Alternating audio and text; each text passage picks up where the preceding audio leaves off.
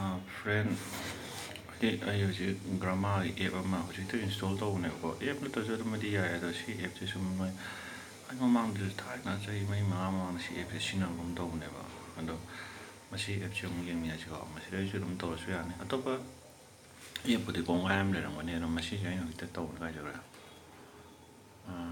to se Oxford English grammar hai ai no hita kana tawbneba to si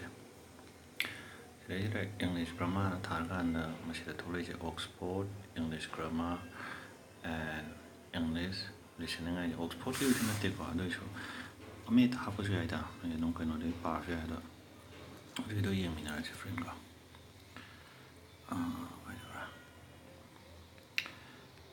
record tahu bicara tahu si mek semuanya aku nak hang tu ko si tolak pun ya ada si tolak kan sudah aku English listening adoida favorite lessons nouns pronoun present tense future tense determinants adjectives and adjective comparison past tense adoida si lo yaure ai wam hai jage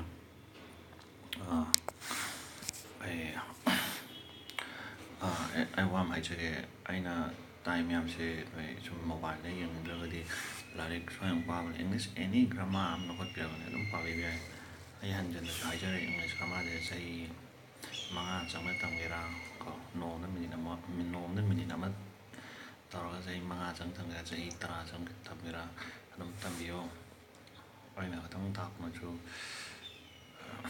hỏi ở đây có sẽ hay giờ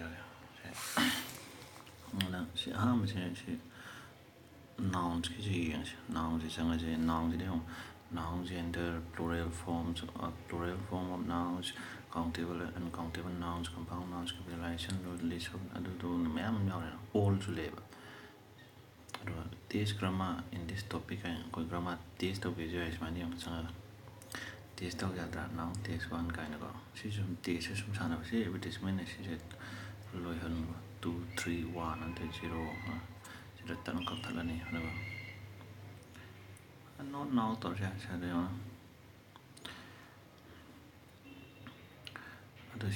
is allergic to kind of we start kind of English answer habsan nyare ba kangena sijlena asa shout ko ya the friend sijam le na ko samna hele nga si sin noun da sanga ka ko noun da sanga noun gender ye sum hijack literature ya 15% hoy yang kui to se no si app se dum sijinnabiyu ai sijinnabiyu paning kal noun answers the question what is and who is it to noun na noun answer b karamba question da masi kaino andra mahak se kanano kind of what is it or who is it they give names to things moina maming b ko pot ta mi da andra magunda na example and noun ge ko do koi cycle mi nupi phajaba asengba पृथ्वी नते दुनिया world है जेको अदेउने beauty का जो कनो नत्रा कइनो काइदो फजब जो noun ने truth असेंग जुम जो noun ने अद नाउन जेंडर गाइने को नोइ से डिक्शनरी दे यंग बियो दम आथरा खंग रग जको डिक्शनरी जो मोबाइल ने स्माइन तरो पदम यंग है तना अमदा हातो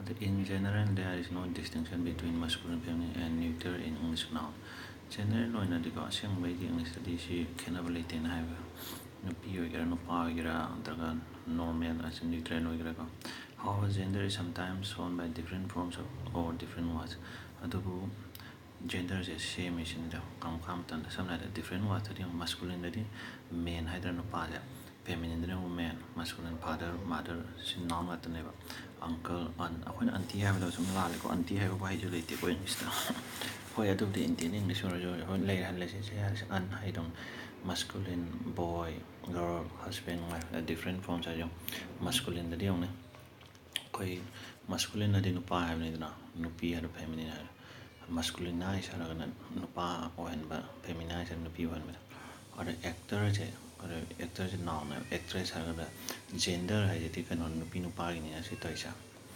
actor actress the prince princess hero heroine waiter waitress widow the nupi ni na widow de nupa kaino withdraw haidana. Some nouns can be used for either a masculine aina thudu pasile che friend noi ep han to ep che thamaga di noi samna de si plug ep che noi sahi im changa sahi na te che hapta am chang han jan do se haidana ko. Some nouns can be used for either a masculine or a feminine subject. Sometimes some nouns can be used for either a masculine or feminine. Noun karamdi masculine da natra feminine gaze.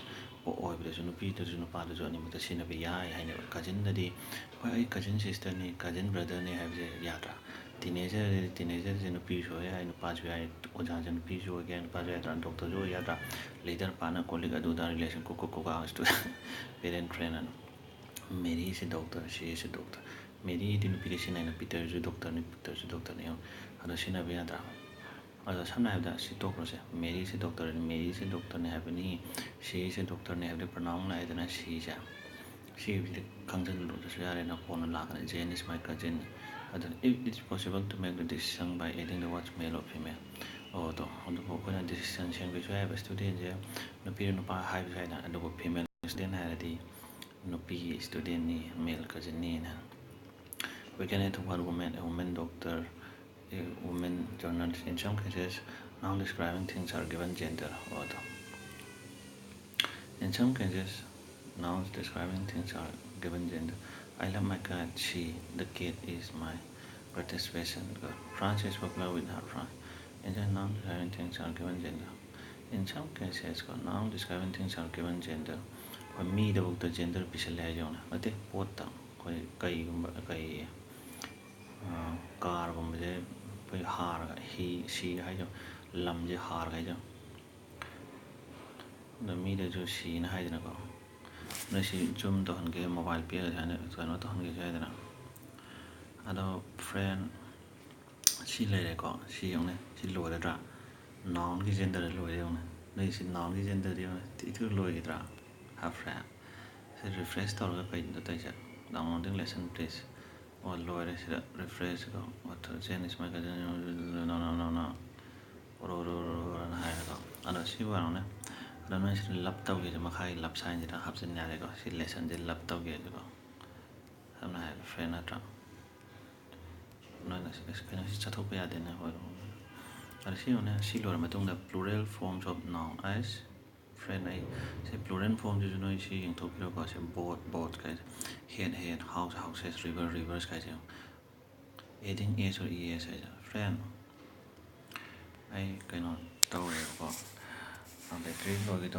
battery low be worry not I don't know she if you got talk in a view some Tokyo I just mamma to tax her again no apes later Tadok talk in a apes of Sijinnabiyu friend messenger again good morning battery low. Correct.